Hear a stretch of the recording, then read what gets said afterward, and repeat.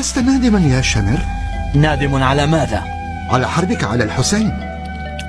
يا ابن الضبابي، لو عاد الحسين حيا وأراد أن يقوم ضد يزيد، أنا سأكون أول من يحاربه ويقف ضده. فانسبوني فانظروا من أنا، ثم ارجعوا إلى أنفسكم وعاتبوها، فانظروا هل يحل لكم قتلي وانتهاك حرمتي؟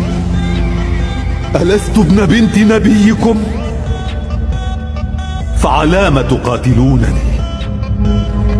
أعلى حق تركته أم على سنة غيرتها أم على شريعة بدلتها؟ يا قوم، والله لا أعطي بيد إعطاء الذليل ولا أفر فرار العبيد. أتخوفونني بالموت؟ اللهم اشهد أن هؤلاء القوم لم يتركوا لي سبيلا خير الجهاد.